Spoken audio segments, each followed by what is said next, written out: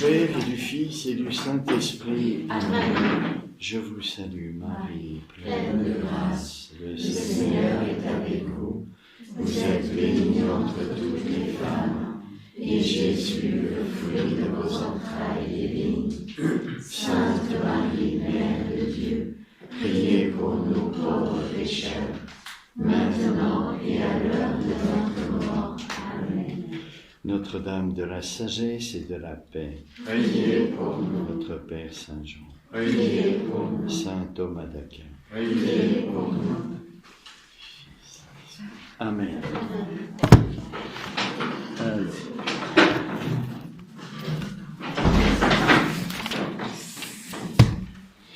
Voilà, nous continuons notre recherche à l'école de Saint Thomas d'Aquin sur le mystère du Christ, c'est-à-dire le Verbe incarné.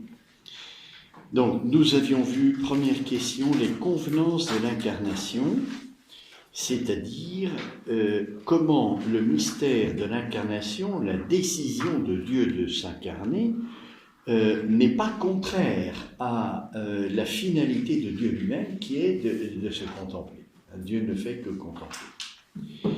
Et on a l'impression, nous, en regardant de l'extérieur, ça crée un changement, et puis Dieu va agir à travers le Christ, et donc est-ce que c'est bien conforme à sa contemplation ?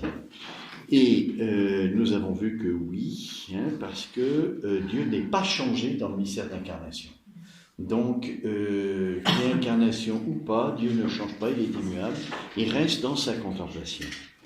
Puis on a regardé, alors après, toutes les autres raisons de convenance par rapport à nous, c'est le péché, bien sûr, Dieu s'est incarné pour nous libérer du péché, et le péché le plus important, qui est le péché originel, mais aussi pour tous les péchés actuels, mais surtout le péché originel. Après, nous avons regardé à la question 2, l'union dans le Christ des deux natures humaines dans la personne, le mode d'union par lequel le Verbe s'incarne en notre nature. C'est une question difficile, c'est-à-dire que nous avons la doctrine de l'Église à travers les conciles qui nous donne la vérité infaillible, puisque l'Église, dans son magistère, a la grâce donnée par Jésus à Pierre de ne pas se tromper en ce qui concerne la doctrine. Donc, on part des conciles. Oui, les théologiens, ils parlent de la parole de Dieu, ou ils parlent de l'enseignement, de l'Église, c'est-à-dire le magistère, ce qu'on appelle le magistère, ce que l'Église dit de façon infaillible. Or, qu'a dit l'Église au sujet du Christ? Eh bien que dans le Christ, il y a une seule personne qui est le Verbe de Dieu, mais deux natures. C'est-à-dire la nature divine qui est liée au Verbe de Dieu et la nature humaine. Donc, le théologien, à partir de cette définition du concile que nous avions regardé dans les premiers articles de la question 2, essaye de préciser le plus possible. C'est un mystère, donc on ne peut pas comprendre, mais de préciser comment cette nature humaine est liée au Verbe de Dieu. Comment se fait cette union ? On ne pourra jamais le comprendre, mais on peut s'approcher un petit peu. Ce n'est pas inutile. Parce que je vous ai montré la dernière fois comment la grâce chrétienne, qui fait que nous sommes chrétiens, que nous avons en nous, par le baptême, et que nous avons reçu de nombreuses fois, de nouveau, à chaque fois que la grâce grandit, eh bien on reçoit la grâce de nouveau. Eh bien, cette grâce-là, elle sera marquée par sa source. La source, c'est la grâce du Christ. Et la grâce du Christ, c'est l'union des deux natures. L'union de la nature humaine et de la nature divine dans le Christ se fait par grâce. Et cette grâce, elle est liée à la grâce que nous recevons. C'est-à-dire, elle a la même caractéristique un petit peu. Voyez ? Donc, la manière dont la nature humaine va être liée au Verbe, ça va être le paradigme, l'exemplaire de notre manière d'être unis au Christ, ou au Christ, au Verbe de Dieu, à travers le Christ. C'est-à-dire, la première chose qu'on a regardée, c'est que l'union ne se fait pas dans la nature. La nature humaine du Christ et la nature divine du Verbe ne se mélangent pas. On le sait parce que la doctrine de l'Église nous dit dans le Christ, vrai Dieu, vrai homme, c'est saint Irénée qui l'a dit, hein, évêque de Lyon. Donc, vrai Dieu, vrai homme, pas de mélange. Alors que si on mélange les natures, on aboutit à une troisième nature qui tient un peu des deux ou qui est complètement différente, mais ce n'est pas le cas de Christ, c'est pas possible. C'est-à-dire que notre union à Dieu ne peut pas être une fusion. Il n'y a pas de mélange. Chacun est ce qu'il est. Il y a Dieu et Dieu, nous sommes Dieu. Et même si on aime beaucoup Dieu, il ne peut pas y avoir de fusion. Et il y a des fausses mystiques qui sont comme ça. Hein, vous voyez, on fusionne avec Dieu, on se mélange, vous voyez, et ça, c'est pas du tout c'est pas du tout la grâce de Christ, ça. Hein. L'autre aspect, est-ce que l'union se fait dans la personne et dans l'hypostase? Alors là, on emploie des termes un peu savants. Hein. La personne, bon, c'est pas trop savant, ça se comprend. Eh bien, le Concile dit oui, l'union se fait dans la personne du Verbe. Alors, ça ne nous explique rien, mais on sait que ça ne se fait pas dans la nature. Mais c'est très important de dire que ça se fait dans la personne, parce que c'est l'aspect contemplatif. Notre union à Dieu, c'est une union personnelle. Et l'union personnelle, elle fait appel à l'intelligence et à la volonté. Vous voyez ? Ça ne peut pas être une union sensible, parce que Dieu n'a pas de sensibilité. Ça peut être qu'une union spirituelle qui respecte l'un et l'autre. Vous voyez ? Parce que c'est une union personnelle, c'est-à-dire contemplative. Donc, l'union se fait dans la personne, ça veut dire que notre union à Dieu, elle est contemplative. Voilà. Il n'y a pas d'autre solution. Hein ? Alors, je reviens un petit peu sur ces mots barbares que nous avons utilisés, c'est-à-dire la personne, la nature, il faut que ça vous devienne familier petit à petit, hein ? L'hypostase et la subsistance.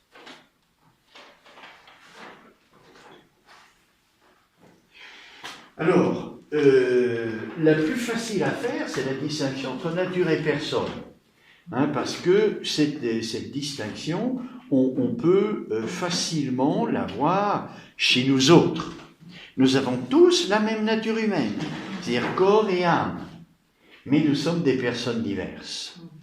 Ça veut dire que la personne est un développement de la nature d'une certaine manière. Hein, la nature se développe, et elle se développe comment ? Elle se développe selon sa finalité. C'est le terme vers lequel elle tend, la recherche du bonheur. Voilà, c'est comme ça. La nature, c'est ce qui produit des actes. Hein, c'est les puissances. On a parlé de l'intelligence, de la volonté, de l'irascible, de concupiscible. Tout ça, ça fait partie de notre nature, qui produit des actes. Et grâce aux actes, on atteint ou on n'atteint pas le but. Hein. Donc, la nature, elle réclame de se développer, elle est en devenir. Et quand elle se développe selon son but, ce vers quoi elle doit tendre, eh bien, on devient de plus en plus une personne. C'est l'achèvement de la nature, si vous voulez, la personne. Mais ça la dépasse. Ça la dépasse. Et c'est ici le gros problème avec saint Thomas d'Aquin. Un gros problème. Non pas que saint Thomas d'Aquin se soit trompé, mais il n'avait pas les outils philosophiques nécessaires pour être plus clair. Parce qu'il dépendait de quoi ? Eh bien, il dépendait de Boès. Et Boès est un théologien du Moyen-Âge.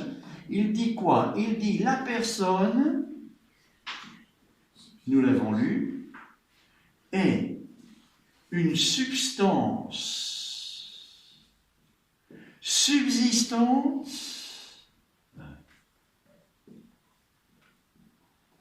d'une nature raisonnable. D'une nature raisonnable. Voilà la catastrophe. C'est pas faux, hein. Attention, c'est pas faux, mais c'est pas précis. Pourquoi ? Parce que Boès lie la nature et la personne. Il les bloque tous les deux. Du coup, dès qu'on parle de personne, on parle de nature, et dès qu'on parle de nature, on parle de personne, alors que la personne dépasse la nature. Elle dépasse, pourquoi elle la dépasse ? Parce que si je veux être une personne, je dois tendre vers quelque chose qui me dépasse. Tendre vers Dieu, par exemple. Hein? Ça me dépasse, ça me tire vers le haut. Et la personne, vous voyez, c'est un regard, ici, la personne, qui est un regard plus métaphysique. La nature, c'est un regard plus de philosophie. Alors ça ne vous dira rien du tout. Hein. Mais les frères et les sœurs, ça leur parle. Vous voyez, ça c'est le devenir, l'analyse du devenir. Ça c'est l'analyse de l'être. Vous voyez, la personne est de plus en plus personne. Elle s'actue. Et aujourd'hui, je suis un être personnel grâce au devenir, mais au-delà de la nature. Au-delà de la nature. Les anges, ce sont des personnes. Ils n'ont pas de nature humaine, hein. Ils n'ont pas de nature raisonnable. Vous voyez, les anges dans la foi, la définition de Boès, là, elle devient fausse. Vous voyez, personne est une substance subsistante, ça va bien pour l'ange. Mais d'une nature raisonnable, il n'y a pas de raison chez les anges. Et pourtant, ce sont des personnes. Il y a une intelligence chez les anges, mais pas de raison. La raison est propre à l'homme, le raisonnement. Donc, si je veux approcher la personne avec la définition de Boès, je suis limité à l'homme. Alors quand on parle du Verbe de Dieu, il y a encore moins de raison dans le Verbe de Dieu. Il y a une intelligence, mais il n'y a pas la raison. Alors en prenant cette définition de la personne chez Boès, pour parler du Christ, on est un peu coincé. Parce qu'on lit la nature et la personne. Alors que si j'ai un regard métaphysique sur la personne, je peux parler du Verbe, parce que le Verbe de Dieu, c'est l'être premier. Et je peux l'atteindre en philosophie. La métaphysique, c'est la philosophie de l'être. Et donc, je peux parler de la personne humaine, de la personne angélique, de la personne divine. Parce que je regarde la personne comme un être. Un être qui a ses principes propres. Et là, je ne parle pas de la nature. Hein? Je parle de l'être personnel en métaphysique comme être particulier, que je ne peux pas confondre avec un animal. Pourquoi? Parce que qu'est-ce qui va définir la personne en métaphysique? C'est qu'elle est une substance subsistante, comme disait Boès. Là, ça c'est juste. Hein? Substance subsistante. Mais ça vaut pour l'ange, ça vaut pour Dieu, ça vaut pour l'homme. Et je ne parle pas de la nature. Là, c'est la définition de la personne humaine. Ça, c'est juste chez Boès. Hein? Définition de la personne humaine. Mais, définition, ça ne se définit pas, mais disons une approche philosophique de la personne humaine. Mais si je veux parler d'une personne angélique ou d'une personne divine, avec les définitions de Boès, et saint Thomas avec ça. Donc il est un peu coincé. Il est obligé de faire toutes ces distinctions-là et de préciser mais où est-ce que ça se fait l'union de l'homme et du Verbe dans le Christ, où est-ce que ça se fait? Il est obligé de pousser beaucoup plus loin l'analyse et ça devient très compliqué. Et quand on a compris qu'il y avait deux regards sur l'homme, hein, la personne et la nature, alors pour l'homme c'est bloqué ensemble, la nature raisonnable, mais chez les anges et chez Dieu, il n'y a que l'intelligence et la volonté. Il n'y a pas de raison. L'ange ne raisonne pas. Dieu ne raisonne pas. Mais il est super intelligent. Beaucoup plus que nous. Hein. Alors, vous voyez, à cause de cette définition de Boès, on est un peu coincé. Pour rendre compte de ce que les conciles nous disent, que dans le Christ, l'union de la nature humaine du Christ et de la personne du Verbe ne se fait pas dans la nature, mais dans la personne. Qu'est-ce que ça fait, cette définition de Boès? C'est qu'on a du mal à comprendre comment le Verbe de Dieu peut subsister dans la nature divine et dans la nature humaine. Parce que si on se limite à ça, il n'y a qu'une seule subsistance dans la personne humaine. Et c'est vrai. Subsistance, ça veut dire quoi? Subsistance, ça veut dire que j'existe par moi-même. Vous voyez? J'existe par moi-même, c'est vrai. Hein? Il y a l'acte créateur, bien sûr, hein? Mais j'existe par moi-même. J'ai pas un principe qui me fait exister de l'extérieur au plan philosophique. Vous voyez, dans un regard de sagesse. Après qu'on a découvert que Dieu est créateur, oui. Alors là, je dirais, il y a autre chose. Hein? Ma substance, elle est dépendante de Dieu, même au niveau de l'être. Hein?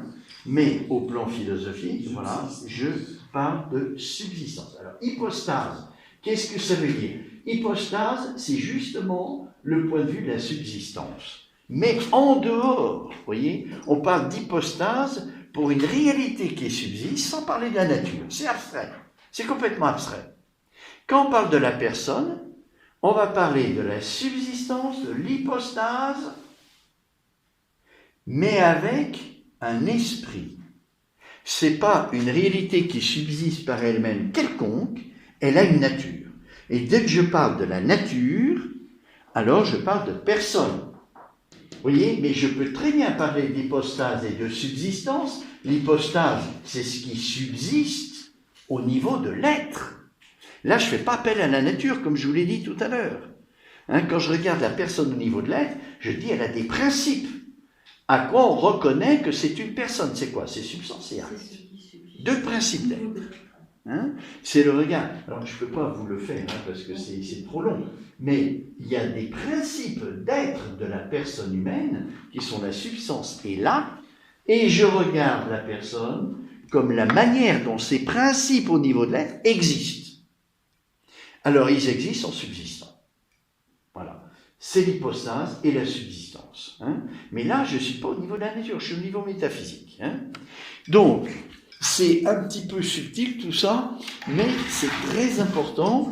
Il y a des conséquences énormes au point de vue de notre lien à Dieu, voyez, parce que notre lien à Dieu se fait par la grâce, et notre grâce chrétienne, elle est complètement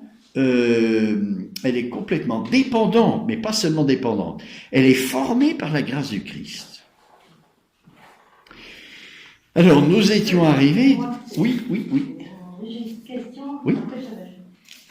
Après, ça vous échappe, il faut la poser. Que Dieu ne raisonne pas. Non. Ok.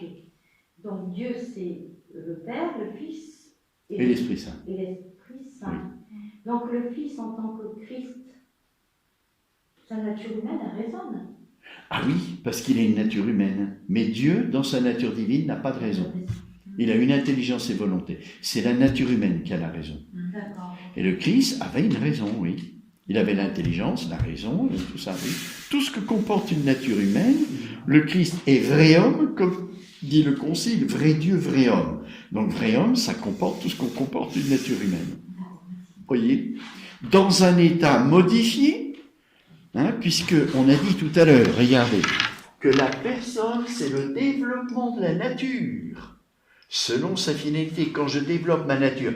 Oui, si je développe ma nature, comme on a vu ce matin, au niveau sensible, je deviens une bête. Et je ne suis pas une personne. Parce que je ne la développe pas dans ma finalité. Ma finalité, ce n'est pas de vivre comme une bête. Donc, si je développe ma vie sensible, l'irascible et le concupiscible, et que je vis qu'à ce niveau-là, je ne serai jamais une personne. Il n'aurait pas les mêmes natures avant personne, alors. Oui, si vous voulez, c'est plus fondamental. Ouais. C'est plus fondamental, la nature, oui. Tout à fait. Et la personne, c'est l'aboutissement. Vous voyez ? On a tous la même nature qui se développe de façon différente, selon notre éducation, selon notre histoire, selon tout ce qu'on a reçu par la génération, etc. Donc ça se développe très différemment. Mais on a tous en commun, comme on l'a dit ce matin, le même bonheur. Parce que la nature est identique. Donc, on cherche tous à être heureux. Et le bonheur est le même pour tous, parce qu'on a tous la même nature. Mais les chemins pour y arriver sont très différents. Et c'est nos personnes. Les chemins sont très différents. Vous voyez ? Alors, en plus, il y a tout le problème de l'individuation, avec tout le problème accidentel du conditionnement. On est plus ou moins grand, plus ou moins gros, plus ou moins de cheveux, des couleurs, etc. Ça, c'est autre chose. Ça ne touche pas. Ça touche le conditionnement. Alors, simplement, retenez que hypostase et subsistance sont liés à la personne. Voilà. Dès qu'on parle d'hypostase ou de subsistance, on parle de personne. Pas forcément personne humaine. Un ange, il a une hypostase et il subsiste. Dieu a une hypostase, il en a même 3. Le Père, le Fils et le Saint-Esprit, une subsistance, 3, il subsiste seulement une seule subsistance dans Dieu, parce que c'est l'être qui subsiste. Voilà. Alors, nous sommes arrivés Ne vous inquiétez pas, ça ne sera pas aussi difficile que tout le reste. Hein. Tout le reste ne sera pas aussi difficile. Hein. Ça sera beaucoup plus facile et vous verrez beaucoup mieux les conséquences de tout cela. Alors une fois qu'on a montré que dans le Christ, la nature humaine subsistait dans le Verbe, hein, dans la personne du Verbe, ou l'hypostase du Verbe, alors le magistère de l'Église dit le Christ est composé. Le Christ est composé. Alors, qu'est-ce que ça veut dire? Parce que Dieu est absolument simple. Dieu n'est pas composé, même s'il y a 3 personnes en Dieu, il est absolument simple.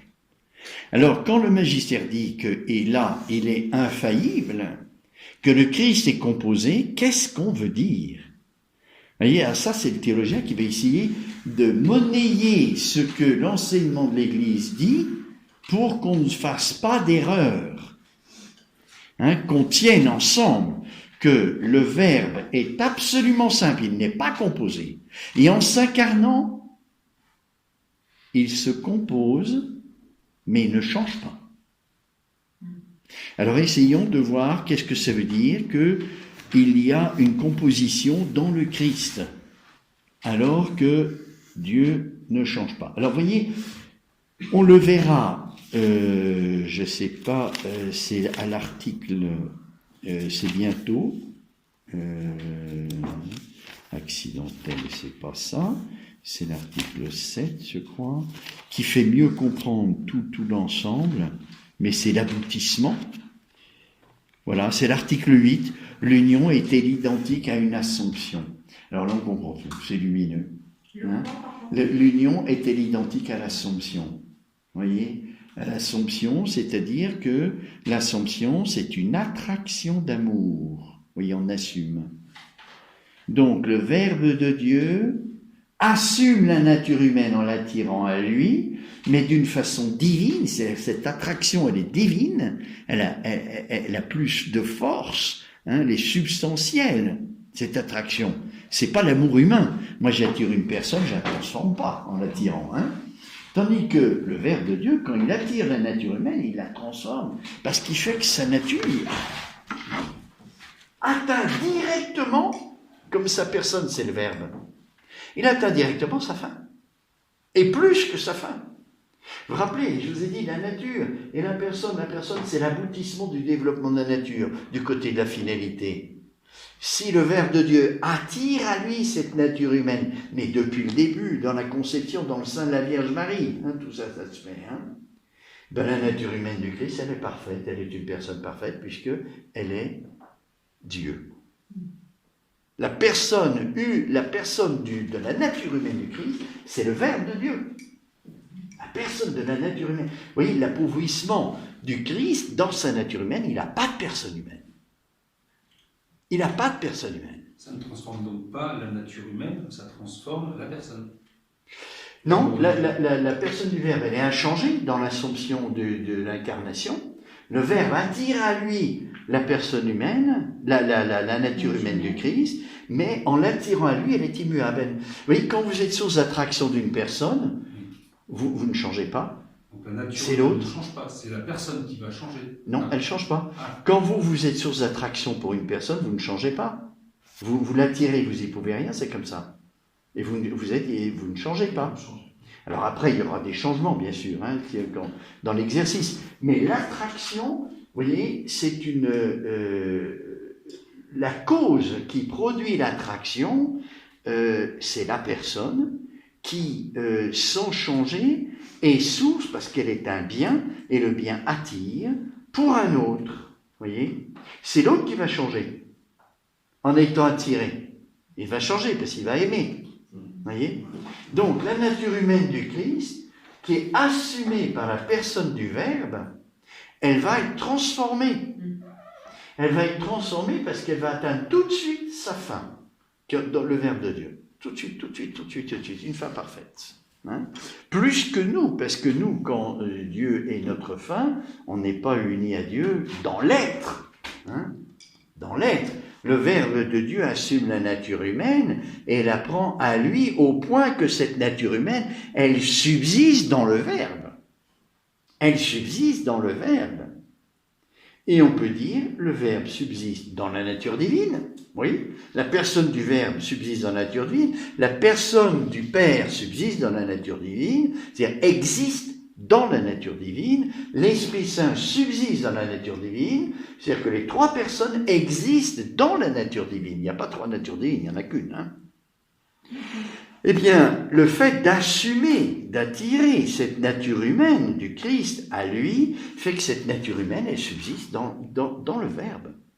Elle subsiste dans le Verbe. Elle ne subsiste pas par elle-même. Si elle subsistait par elle-même, elle serait une personne humaine. C'est un mystère qu'on ne peut pas comprendre. Hein. Mais la révélation, dans Saint Jean, hein, le Verbe s'est fait chair, et l'enseignement de l'Église nous explicite en nous disant deux personnes, une nature. Non, pardon, le contraire. Une nature, deux natures, une personne, excusez-moi. C'est deux natures, une personne. Hein. L'enseignement de l'Église, qui est infaillible, parce qu'il s'agit de doctrine, nous dit, il y a dans le Christ deux natures, nature divine, nature humaine, mais une seule personne, donc une seule subsistance, qui est celle du Verbe. Parce qu'il n'y a qu'une seule personne. Qu'est-ce qui subsiste? C'est le Verbe. C'est la personne qui subsiste. La nature, elle ne subsiste pas. Vous n'avez jamais vu une nature humaine se promener. Ça n'existe pas. C'est une abstraction qu'on fait, la nature. Vous voyez, chacun de nous, on a la nature humaine, mais la nature humaine en dehors de la personne, ça n'existe pas. Elle ne subsiste pas. Hein? Il n'y a que la personne qui subsiste, qui existe concrètement. Vous voyez? C'est ça que ça veut dire. Substare. Alors, le problème, c'est aussi, entre subsistance et hypostase, c'est les traductions, la grecque et la latine, de la même réalité. Vous voyez? Alors, si on prend la signification littérale, ça ne veut pas du tout dire la même chose. Alors, ça embrouille encore plus. Hein. Mais je ne rentre pas dans le détail, parce que sinon, on va... Déjà qu'on a, ça va être... Hein? Oui, vous avez une question, les deux sœurs, oui. Les deux sœurs. Alors, moi, suite à ce que vous disiez, j'ai une question, c'est ça. Quand vous dites que la nature humaine, maintenant, subsiste dans le Verbe, ça, c'est depuis l'incarnation. Du coup, ça veut dire que avec la passion du Christ, la souffrance est rentrée en Dieu, alors qu'avant, Dieu, on ne pouvait pas dire ça, mais avec l'incarnation... Oui, mais entrer entre guillemets, parce que Dieu ne peut pas souffrir. D'accord, c'est ce que je voulais savoir. Dieu, non, il est immuable. Et il ne change pas. Il ne change pas dans l'incarnation. Dieu ne peut pas souffrir. Donc, on dit entrer parce que maintenant, la nature humaine est liée à Dieu. Donc, entrer entre guillemets, mais Dieu ne change pas, il ne souffre pas. Pendant toute la passion de Jésus sur la croix, le Verbe de Dieu n'a pas souffert. C'est la nature humaine qui souffre. C'est la nature humaine du Christ qui souffre. Vous voyez? Mais comme il y a un lien très fort dans l'être, hein, entre le Verbe de Dieu et la nature humaine du Christ, alors on peut le dire dans le langage, Dieu a souffert. Mais c'est le langage, il faut attention. Nous, on exprime les choses divines avec notre langage humain qui est complètement inadéquat. Parce que notre langage, il vient de l'expérience qu'on fait. Or, l'expérience du Christ, du Verbe qui assume la nature humaine, vous n'en avez pas l'expérience, ni moi, ni personne. Hein. Dans la vision béatifique, oui, on l'aura. Mais là, donc, on ne peut pas l'exprimer, on s'exprime comme on peut. C'est pour ça que Dieu nous a parlé en prenant un langage humain pour nous aider à nous exprimer avec des paroles humaines. Parce que nous, on ne peut pas. Vous voyez, lui, il a les mots justes pour nous dire le mystère. Hein. Voilà, alors l'autre question. C'est par rapport à la nature, mon père. Parce que j'avais toujours compris que la nature, c'était un donné. Donc, on a tous la même nature humaine. Et quand vous parlez de la nature qui peut grandir, ça me fait bizarre. Oui, il y a quelque chose d'invariant et d'immobile dans la nature, c'est nos facultés. Vous voyez, toute nature humaine applique intelligence, volonté, un corps, des passions, gracie, concupiscence, etc. Ces puissances sont source d'actes. Et ces actes développent la nature humaine. Mais dans la personne. Dans la personne, exactement. C'est la dans la personne qui personne. grandit, en fait. plus Oui, de la nature. oui, tout à fait, la personne elle grandit. Parce qu'elle implique une nature qui est capable, la nature c'est le devenir, c'est le principe du devenir. Vous voyez, c'est le principe du devenir. C'est-à-dire, si je grandis, c'est à cause de la nature qui produit des actes. Voilà, mais je ne peux pas être plus homme que je suis homme. Je ne vais pas être... Plus personne. C'est pas la Non, la nature humaine, elle ne change pas. C'est un invariant. On a tous la même nature humaine et c'est un invariant. Mais elle produit des actes qui font grandir la personne. Voilà. Hein? Voilà. Alors, dans le cas de Dieu, eh bien, il y a une nature divine et une personne divine qui sont immuables. Dieu ne change pas. Parce qu'il est déjà dans sa finalité. Nous progressons parce que nous avons besoin d'atteindre notre fin, de faire grandir notre personne humaine, grâce à la nature que nous avons. Hein? Alors, la personne du Christ est-elle composée, hein? Donc ça, c'est l'article 4 auquel on est arrivé. Alors, la personne du Christ, je lis la première objection. Hein? La personne du Christ, c'est la personne ou l'hypostase du Verbe. C'est la même chose, hein, hypostase personne. Hein, voilà. Sauf que l'hypostase, dans la notion d'hypostase, il n'y a pas celle de la nature, tandis que dans la notion de personne, il y a la nature qui est présente. Hein. Donc, la personne du Christ, c'est la personne ou l'hypostase du Verbe. Mais la personne du Verbe est identique à sa nature.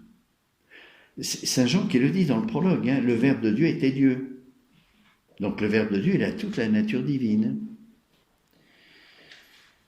Et puisque la nature du Verbe est simple, il est impossible que la personne du Christ soit composée.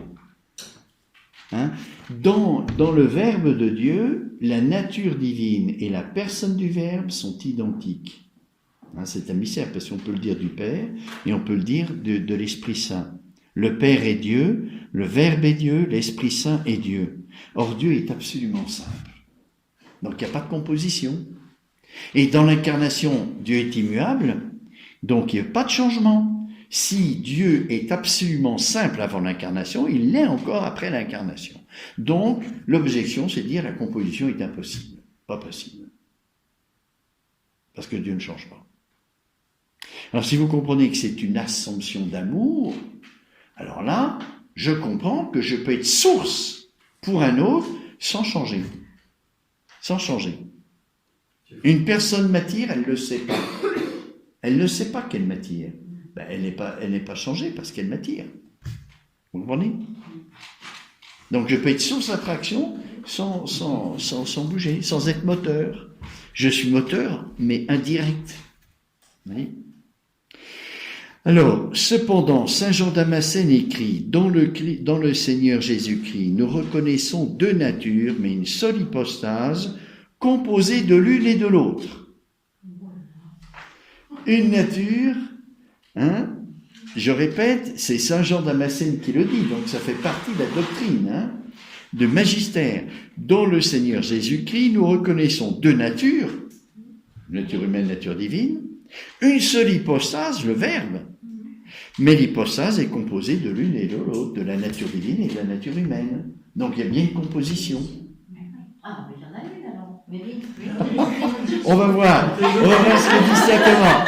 Oui, l'objection c'est de dire Dieu est absolument simple. Donc il ne peut pas y avoir de composition. Et dans l'incarnation, Dieu ne change pas. Donc il ne peut pas y avoir de composition. Immutabilité de Dieu.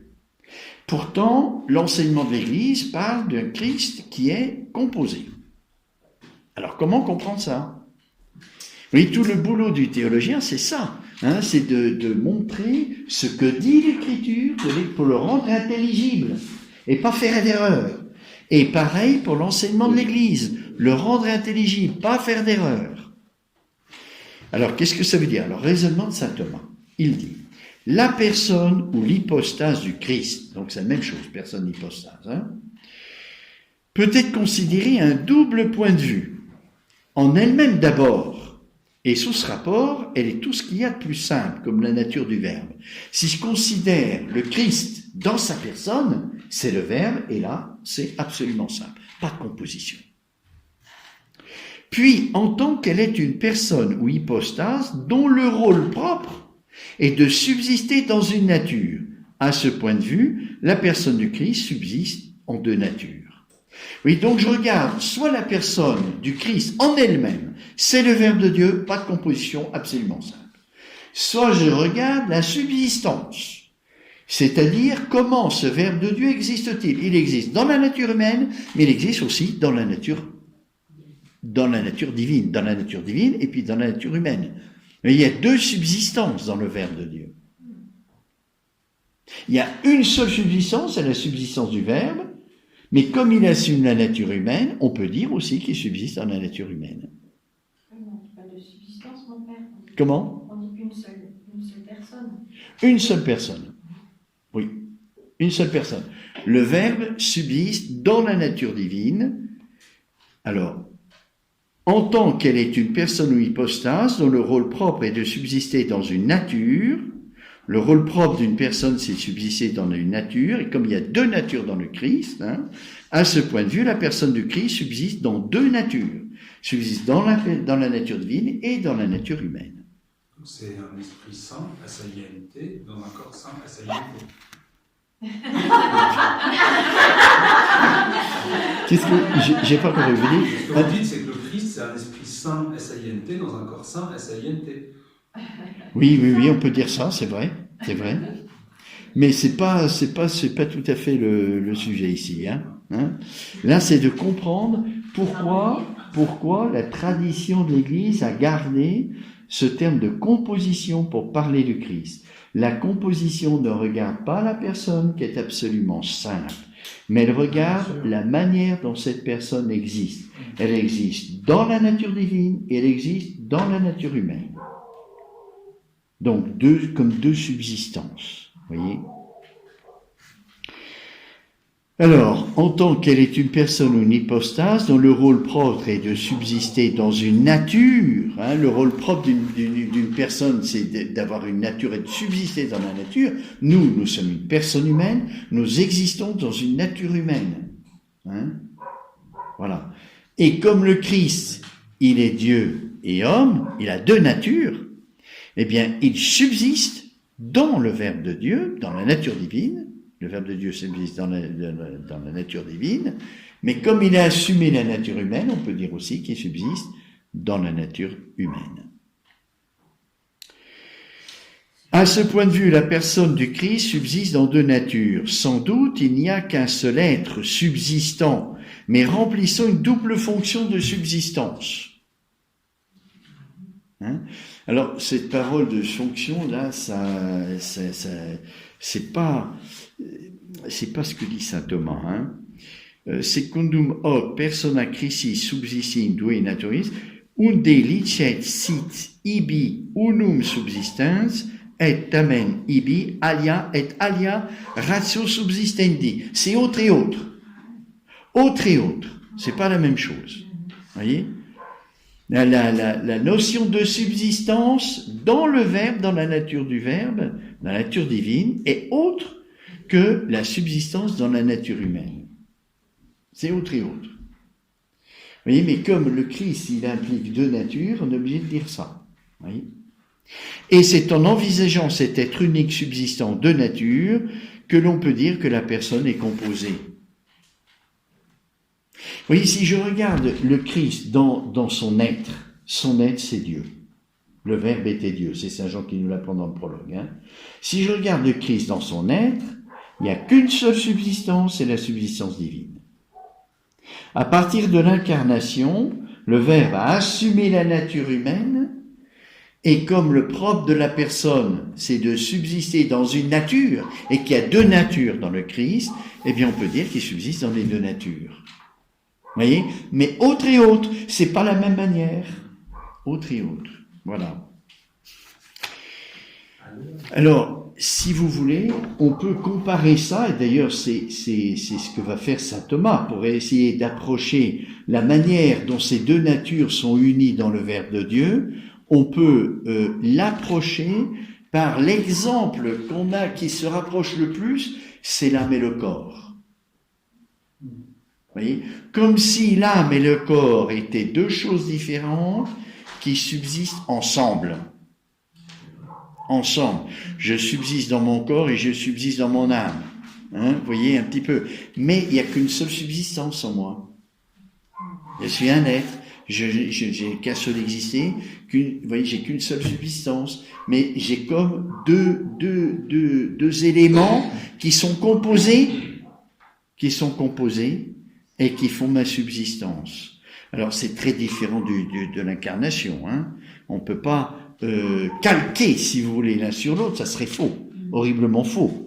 Mais on peut comprendre qu'en une seule subsistance, celle de Dieu, hein, il y a deux natures, deux éléments différents dans une seule subsistance, celle du Verbe. Mais comme c'est le propre de la personne de subsister dans une nature, et qu'il y a deux natures, on peut dire qu'il y a deux manières de subsister pour le Christ dans le Verbe, dans la nature divine, et puis dans la nature humaine.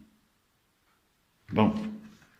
Alors, réponse à la première objection, qui disait que si je regarde le Verbe en lui-même, il est absolument simple, et donc il est impossible que la personne du Christ soit composée. La réponse. La solution de la première difficulté ressort de ce que nous venons de dire dans le corps de l'article. Bon, saint Thomas s'est pas foulé, hein, il a dit, regardez le raisonnement que j'ai fait, vous comprendrez. Hein. On peut dire que le Verbe de Dieu, il est Dieu, donc il est absolument simple, c'est l'apanage de Dieu. Il y a pas possibilité de composition, même après l'incarnation. Le Verbe de Dieu, il reste simple. Pas de composition. Pourquoi? Parce que c'est une attraction d'amour. Vous voyez? Et donc, celui qui attire, il reste immuable, tel qu'il est. Mais comme c'est un amour substantiel, alors, le Verbe de Dieu subsiste en lui-même, ayant assumé cette nature humaine, on peut dire qu'il subsiste dans la nature humaine aussi, parce que la personne, c'est une subsistance dans une nature. Hein. Voilà. En tout cas, voyez, ce qui est important de remarquer, c'est que la définition de Boès qu'avait saint Thomas en philosophie, n'avait que ça, bloque la personne et la nature, et du coup, pour parler du Christ, on est coincé. Parce qu'il y a une personne et deux natures. Voyez ? Et si on bloque nature et personne, voilà. Il faut une approche de la personne qui soit métaphysique, pour parler de la personne du Verbe. Voyez ? Une approche de la personne au-delà de la nature, à partir de l'être. Du coup, on ne bloque plus la personne avec la nature raisonnable. Parce qu'il n'y a pas de nature raisonnable en Dieu ni chez l'ange. Et pourtant, ce sont des personnes. Voilà. La nature est raisonnable chez l'homme parce qu'il y a le corps. Oui, tout à fait. Voilà, exactement. Hein. Donc, en Dieu, si je veux parler du Verbe de Dieu, ça présuppose la métaphysique. Je ne peux pas faire une théologie de l'incarnation sans métaphysique, sans une approche métaphysique de la personne humaine, au-delà de la nature. Vous voyez, la personne, c'est un être particulier. C'est pas un être qui est comparable à un être animal. Vous voyez, là, l'autonomie de l'animal n'est pas la même que celle de l'homme. L'autonomie, il est dépendant du milieu dans lequel il est. Moi aussi, d'une certaine manière, à cause du corps. Mais quand je pense, quand j'aime, non. Vous voyez, j'ai plus d'autonomie qu'un animal. Vous voyez, et ça dit la noblesse de l'être. J'ai plus d'autonomie parce que j'ai une substance, un principe d'être qui est source de cette autonomie, qui est plus que l'animal, qui n'a pas de substance. Depuis le début de sa conception jusqu'à sa mort, il dépend de ce qu'il est. Vous voyez, il a une dépendance totale à l'égard de la nature. Moi, je la dépasse. J'ai un principe d'être qui est beaucoup plus noble que celui de l'animal. J'en ai même deux. Hein. J'ai la substance et puis qui est l'autonomie. Hein. L'autonomie dans mon exister, qui est bien supérieur à celui de l'animal. Et puis j'ai un autre principe d'être, qui est ce qu'on appelle l'acte, hein, qui est le point de vue de la finalité. Vous voyez, la subsistance, c'est le point de vue un peu formel. J'ai l'autonomie, j'ai une autonomie d'être, j'existe par moi-même. Et puis l'acte, c'est la finalité. Je suis achevé dès que j'atteins ma fin. Je suis un être en acte, achevé. Voilà. Donc, si je regarde la personne au niveau métaphysique, j'ai deux principes d'être. Et là, ces deux principes d'être, ça vaut pour tout être. Tout être qui est substance et âme, donc l'ange et Dieu. Et je peux avoir une approche de la personne à partir du regard métaphysique de l'être, qui est beaucoup plus précis et qui me permet de ne pas m'embrouiller les pinceaux lorsqu'il s'agit de l'incarnation. Je distingue bien entre le Verbe de Dieu et puis la nature humaine qui est assumée. Et l'être, c'est l'être. L'être est. Il n'y a pas de devenir dans l'être. Pas de devenir. Donc, Dieu qui est celui qui est, il ne devient pas. Donc, quand il assume une nature humaine, il ne peut pas changer. Il est. Il demeure ce qu'il est. Allez. Alors, la deuxième objection. Toute composition suppose des parties. Eh oui, toute composition suppose des parties. Hein. Mais la nature divine ne peut être partie d'un tout. C'est pas possible. Si c'est partie d'un tout, c'est-à-dire que le tout serait plus grand que Dieu. Pas possible. Car toute partie est comme telle imparfaite. La personne du Christ ne peut donc pas être composée de deux natures. Vous voyez, si on dit que l'incarnation, c'est l'union de la nature humaine et de la nature divine dans le Verbe, alors du coup, le Verbe fait partie d'un tout qu'est le Christ. Mais c'est pas possible. Dieu ne peut pas faire partie d'un tout. C'est lui le tout. Il ne peut pas faire. S'il faisait partie d'un tout, il serait inférieur au tout. Et il est premier. Donc, la composition dans le Christ, c'est pas possible. C'est l'objection. Hein. Alors, comment répond à cela ? Nous disons que la personne est composée de deux natures, non parce que les natures sont des parties, mais plutôt parce qu'elles font nombre. Ah, c'est subtil, hein ? Toute réalité où se trouvent deux éléments peut de la même façon d'y être composée. Oui, c'est comme les nombres. 1 et 1, ça fait 2. Voilà. Mais 1 et 1, c'est pas deux parties de 2. 2, c'est autre chose. C'est un autre nombre. Hein ? Attends, j'ai pas compris. Là, je viens de comprendre et je comprends pas ce que j'ai compris. Vous venez de comprendre quoi ? Là, je viens de comprendre, je comprends pas que... Ça fait 2. Voilà. Les nombres, vous voyez, ils s'ajoutent et en s'ajoutant, ils changent d'espèce. 2, c'est pas 1, c'est autre chose. Voilà. Alors, il peut y avoir une réalité qui est composée sans que cette composition change quoi que ce soit à l'un des deux éléments, au verbe. Hein? Si je relis la conclusion, nous disons que la personne est composée de deux natures, non pas parce que les natures sont des parties, mais plutôt parce qu'elles font nombre. Toute réalité où se trouvent deux éléments peut de la même façon être dite composée. Elles font nombre, mais sans que ce soit des parties. Oui, un nombre, c'est une quantité, mais c'est pas une quantité étendue. Ce qui fait une partie, c'est une quantité étendue. Vous voyez, un continu. Là, il y a des parties. C'est subtil. Oui, c'est difficile. Hein. Le nombre est une abstraction. L'étendue, c'est du concret, c'est existentiel. Oui. Alors, troisième objection, le composé semble devoir être homogène à ses parties. Si par exemple les parties sont corporelles, le tout lui aussi sera corporel. Si donc dans le Christ il y a un composé de deux natures, ce composé sera lui-même une nature et non une personne. L'union dans le Christ se fera donc dans la nature, contrairement à tout ce que nous avons dit jusqu'ici. Quand on parle de composition. Réponse. Le composé n'est pas nécessairement homogène aux composants.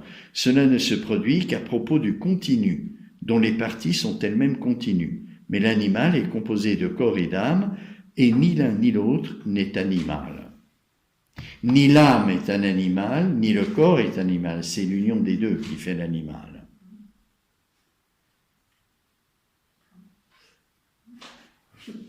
Bon. Alors écoutez, on va passer, hein, parce que ça, voilà, c'est simplement, vous voyez, comment dirais-je, non mais c'est vrai. Si vous avez des questions, vous les posez. Hein, mais la composition, vous voyez, ce que fait le théologien ici, c'est d'essayer de rendre compte du langage qui est employé pour parler du mystère du Christ. On parle de composition. Qu'est-ce que ça veut dire une composition? Dans notre expérience, la composition, c'est soit on met ensemble deux choses pour en faire une troisième, soit on met ensemble deux choses et ça fait qu'il y a une réalité complexe. Bon, on a vu que l'union de la nature humaine et de la nature divine n'était pas faite dans la nature. Donc, unir deux choses pour en faire une troisième, c'est pas possible. Parce que l'union ne se fait pas dans la nature. Ensuite, mettre ensemble des éléments pour former un tout complexe, c'est pas possible non plus. Parce que le verbe, il est absolument simple et il ne change pas après l'incarnation. Donc, on parle de composer simplement parce qu'il est propre à la personne de subsister dans une nature, et comme il y a deux natures, eh bien on doit dire qu'il y a comme deux subsistances du verbe, dans la nature divine et dans la nature humaine. Voilà, ce qu'on veut dire quand on parle de composition dans le Christ. Hein. Faut pas plaquer ce qui vient de notre expérience quand on parle de composition. On est dans le mystère. Pourtant, ça a été utilisé, donc il faut bien justifier.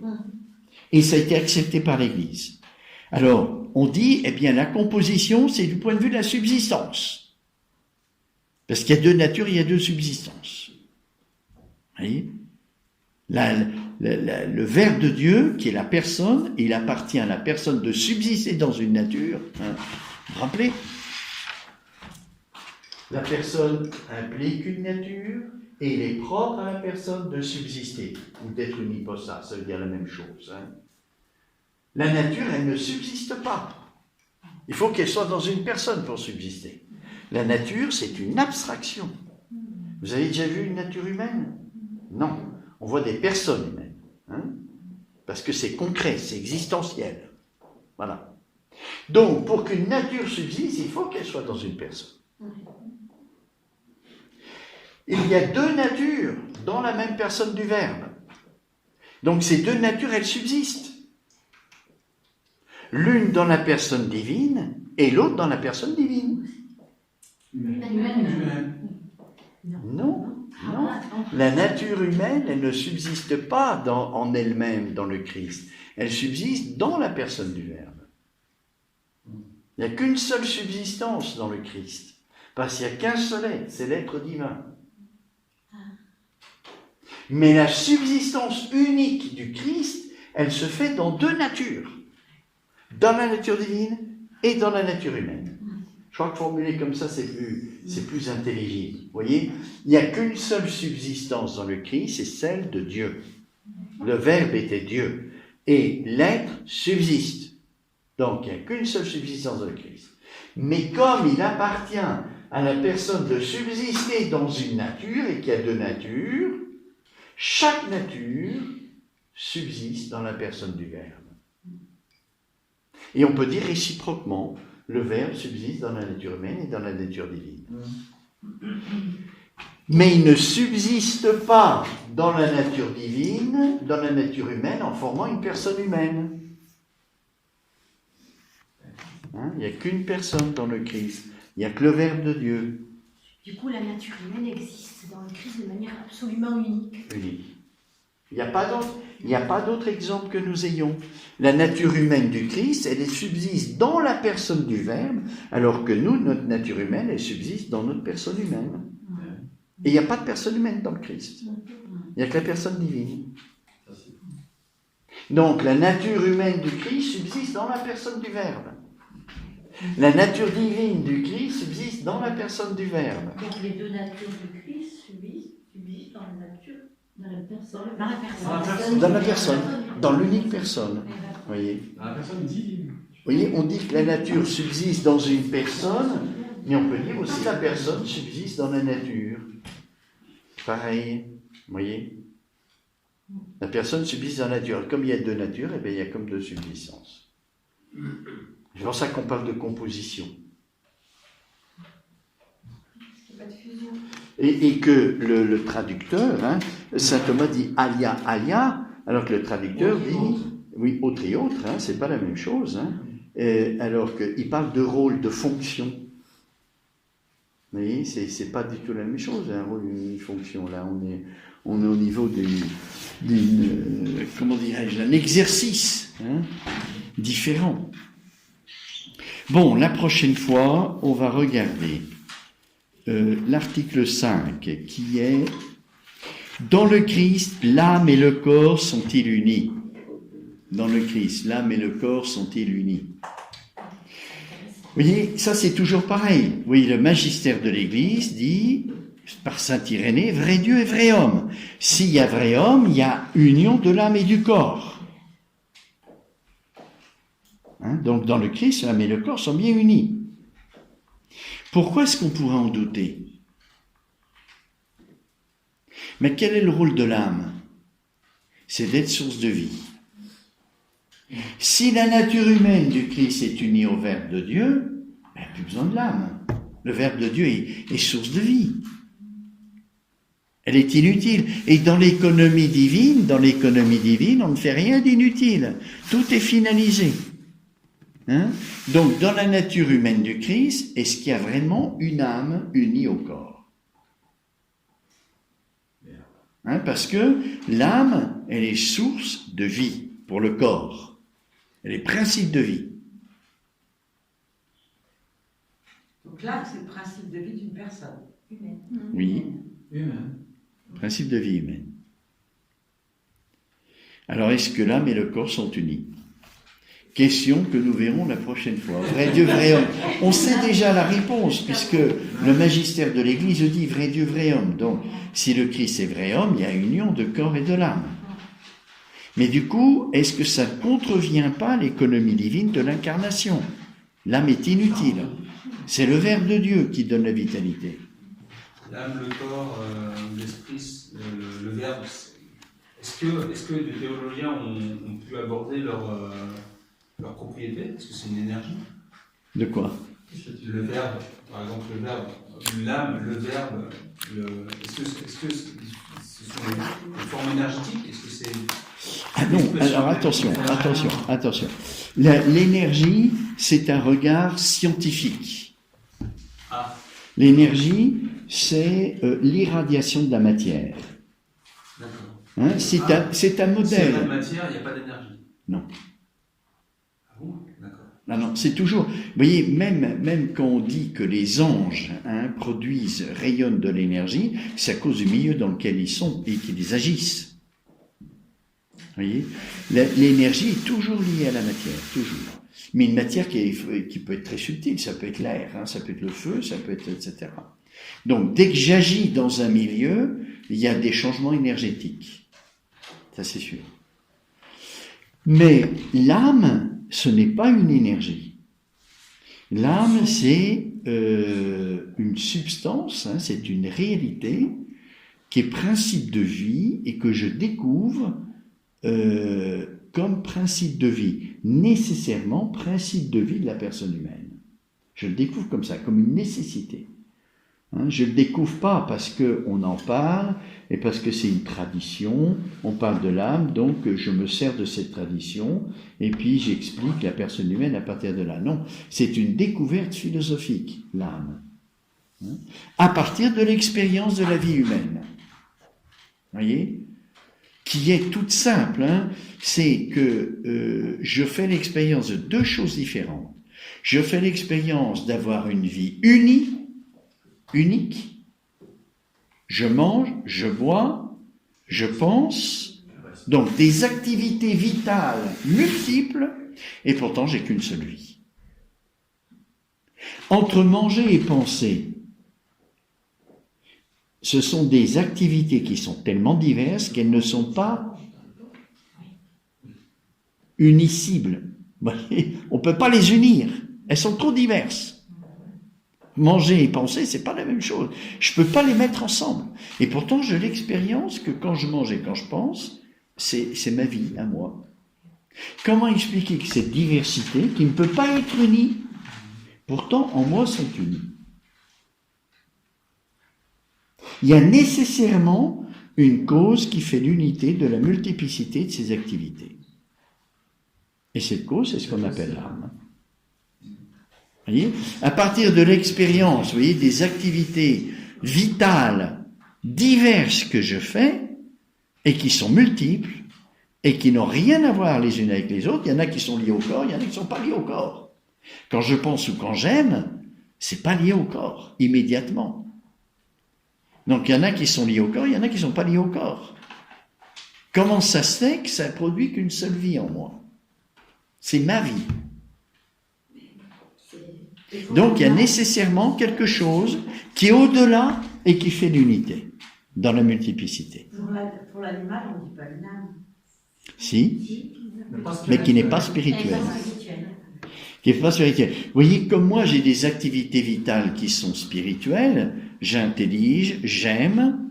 La cause qui fait l'unité de tout, elle doit être plus que tout ce qu'elle produit.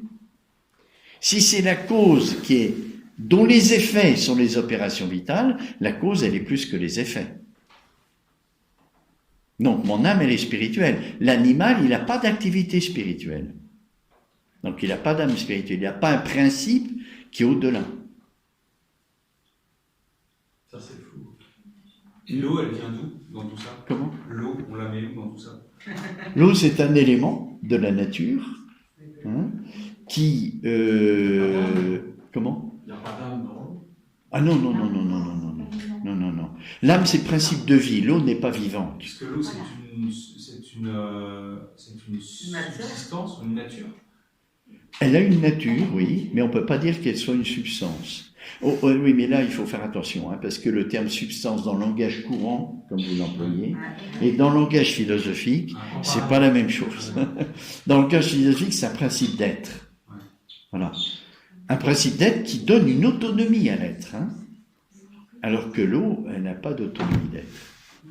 Une autonomie de nature, c'est-à-dire que sa nature, elle est ce qu'elle est, et elle ne change pas. Elle mouille, elle rafraîchit, sauf si on la chauffe, évidemment. Voilà, elle peut servir à chauffer, bien sûr. Mais vous voyez, elle peut se transformer en gaz, si je la chauffe. Elle change pratiquement. On peut parler, elle fait un peu comme la personne, elle peut évoluer, se transcender. Oui, mais quand je suis une personne, ma nature, elle reste. Ah oui. Ah oui, je reste une personne humaine, mais ma nature, elle ne bouge pas. Vous voyez, c'est la personne. Tandis que l'eau, elle peut se transformer en glace, peut se transformer en gaz, peut se transformer, voilà. Bon, allez. Ah, vous avez une question? Si, oui. Par rapport à l'âme, dans mon esprit, je pensais que l'âme était toujours spirituelle, donc non. Non, c'est alors voyez là, c'est vraiment on est en philosophie là. Dans le langage courant, la signification des mots n'est pas la même qu'en philosophie, pas toujours. Alors en philosophie, on est très strict et très précis. L'âme, c'est un principe de vie. Donc tout ce qui est vivant a une âme. Un arbre a une âme. Tout ce qui est vivant. Vous voyez, une herbe a une âme. Vous voyez, mais cette âme, elle est matérielle. Nous avons une âme spirituelle, c'est-à-dire qui est au-delà de la matière, parce qu'elle produit des effets qui sont des opérations vitales spirituelles. Donc, dans le langage courant, quand on parle d'âme surtout d'âme spirituelle, vous voyez. Tandis qu'en philosophie, c'est le principe de vie, tout ce qui est vivant. Tout ce qui est vivant. La nature, attention, elle devient. Mais c'est pas un vivant. Il y a des vivants dans la nature, mais tout n'est pas un vivant. Et le petit caillou, il devient. Il reçoit la pluie, il reçoit le gel, il casse, etc. Il devient. Mais c'est pas la vie. Parce que le principe de son mouvement est extérieur. C'est l'eau qu'il reçoit de l'extérieur, c'est le gel qui le fait fondre. C'est que le propre du vivant a un principe de vie à l'intérieur. Il se meut. Vous voyez, c'est toute la différence entre le devenir naturel, qui a un principe externe à lui, et le devenir vital, où le principe est interne. Mais ça, c'est une définition scientifique ou théologique? C'est la philosophie à partir de l'expérience. D'accord. Vous voyez, à partir de l'expérience. Alors l'énergie, c'est une notion scientifique, c'est pas une notion philosophique, hein, qui est basée sur des hypothèses. C'est-à-dire, on fait, vous voyez, l'approche scientifique de la réalité, elle est tout ce qui regarde la quantité. La quantité et la relation. Donc c'est une approche très partielle, parce qu'on attaque la quantité et la relation. Hein. La philosophie atteint beaucoup plus largement la réalité.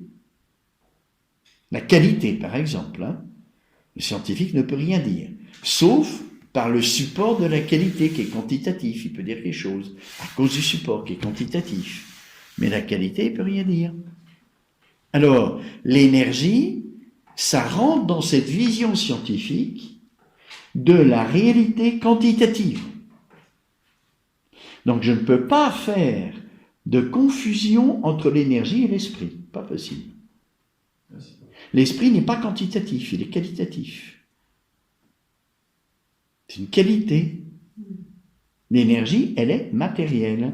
Et toute l'erreur du New Age, c'est de faire la confusion entre l'énergie et le spirituel.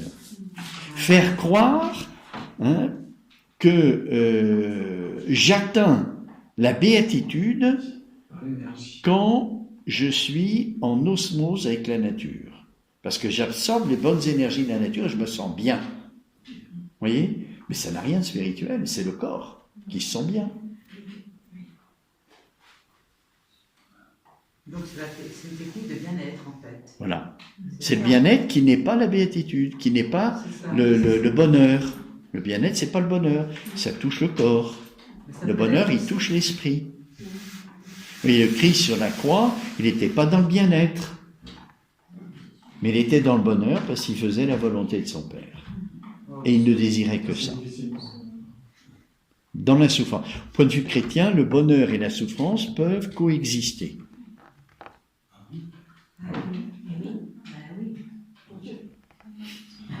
À part le Christ, il y a d'autres exemples. Ben oui, les martyrs. Hein? Les martyrs. Les martyrs, exactement. Les martyrs qui ont beaucoup souffert, mais qui l'ont vécu dans la paix intérieure, la sérénité. D'ailleurs, les témoignages qui ont été donnés sur les martyrs, c'est ça qui rend témoignage, qu'ils avaient en eux quelque chose qui n'est plus humain, c'est la grâce du Christ, vous voyez, et qui fait qu'ils ont pu vivre la souffrance dans la sérénité, dans la paix. Et là, justement, est-ce que c'est une transcendance par rapport à la souffrance de l'être? Oui. Le fait de vivre une souffrance inhumaine dans la joie, la souffrance, mais la joie, la sérénité intérieure, ça prouve qu'il y a quelque chose qui n'est pas humain. Donc c'est comme un témoignage de l'amour de Dieu qui est en nous. Vous voyez ? C'est pour ça que les martyrs, ça veut dire témoin. Un martyr est témoin qu'il porte en lui quelque chose qui est plus de l'ordre humain. Quand vous voyez des martyrs qui vont se faire bouffer par les lions en chantant, on peut pas, humainement parlant, c'est pas possible. On doit avoir peur. Bon, allez, on s'arrête.